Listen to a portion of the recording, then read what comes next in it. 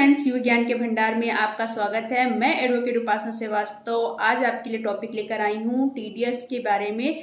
अगर आपका टीडीएस कटा है तो आप कैसे चेक कर सकते हैं कि किस कंपनी ने या किसके द्वारा आपका टीडीएस कैसे काटा गया है या कितने रुपए का टीडीएस कटा हुआ है, और आप उसका रिफंड कैसे ले सकते हैं, और इनकम टैक्स रिटर्न फाइल करते समय कैसे ध्यान रखेंगे कि किन लोगों ने आपका टीडीएस काटा है। ये सारी चीजें मैं आज आपको इस वीडियो में बताने वाली हूँ। टीडीएस का फुल फॉर्म होता है टैक्स डिडक्टेड एट सोर्सेज। ये अगर आप किसी कंपनी में जॉब कर रहे हैं या किसी कॉन्ट्रैक्ट बेस पर किसी का काम कर रहे हैं तो आपका टीडीएस काटा जा सकता है। यानी कि अगर आपने किसी का काम लिया है कॉन्ट्रैक्ट बेस पे तो टीडीएस का काटने का एक लिमिट होती है। उस लिमिट के बाद जैसे ही आप उस लिमिट को क्रॉस करते हैं आपका टीडीएस कटने लगता है कंपनी द्वारा।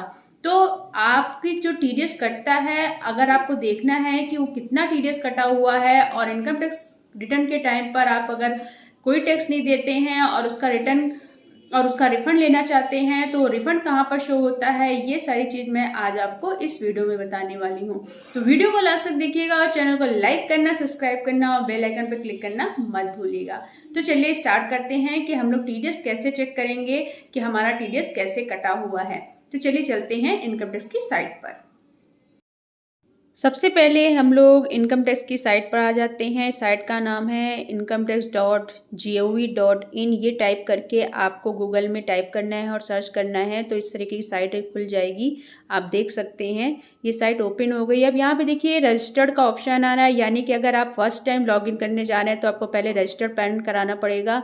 पैन को रजिस्टर करने के लिए आपको यहाँ पर पैन लिखकर वैलिडेट कराना पड़ेगा। उसके बाद बेसिक डिटेल्स देकर आपको अपना रजिस्ट्रेशन कर लेना होगा। वैसे मैं ऑलरेडी रजिस्टर्ड हूँ तो मैं लॉगिन आईडी पर अपना लॉगिन आईडी लिखकर और पासवर्ड लिखकर अपने आप को ओपन कर लेती हूँ। यहाँ पर देखिए ये साइट ओपन हो गई है और यहाँ पर देखिए ई फाइल में आता है इनकम टैक्स रिटर्न में आप नीचे देखेंगे व्यू फॉर्म 26AS। इस पर क्लिक करेंगे तो ये एक डिस्क्लेमर आएगा, इसको आप कंफर्म कर दीजिएगा और यहाँ पर ये टर्म एंड कंडीशन का तय इस पर टिक करके आप प्रोसीड करा लीजिएगा।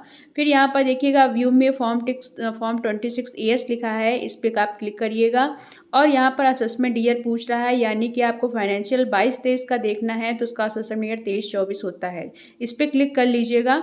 जैसे क्लिक करेंगे उसके बाद हम यहाँ पर चूज़ करेंगे HTML फाइल और यहाँ पर व्यू एंड डाउनलोड पर क्लिक करेंगे तो इस तरीके से हमारा फॉर्म ओपन हो जाता है कि कितना टीडीएस कटा हुआ है। यहाँ पर देखिए डिटेल दी हुई है, ये टीडीएस की डिटेल है, किस कंपनी ने आपका टीडीएस काटा हुआ है और ये कंपनी का नाम है, कंपनी का टैन लिखा हुआ है, कितना टीडीएस, कितना टैक्सेबल वैल्यू और कितना टीडीएस आपका कटा हुआ है। इसी तरीके से आप चेक कर सकते हैं। यहाँ देखिए रिलायंस कंपनी है जिनका आपने इन्वेस्टमेंट किया होगा, ये म्यूचुअल फंड खरीदा होगा तो उसका डिविडेंड का पैसा कटा हुआ है, कितने अमाउंट पे, कितना डिविडेंड पे, कितना टीडीएस अमाउंट कटा है वो आप यहाँ से देख सकते हैं। और यहाँ पे प्लस पे साइन पे क्लिक करेंगे तो पूरा डिटेल वाइज भी आ जाता है। तो इस तरीके से इस फॉर्म में आपको टीडीएस कितना कटा हुआ है ये पता चल जाता है। इसी तरीके से नीचे फॉर्म में अगर आप आएंगे तो आप जैसे मान लीजिए प्रॉपर्टी खरीदते हैं तो उसमें कितना टीडीएस कटता है उसकी डिटेल यहाँ पर आ जाती है। और नीचे आप देखेंगे तो टीसीएस, अगर आपका टीसीएस कटा हुआ है तो वो भी यहाँ पर आपको दिख जाएगा।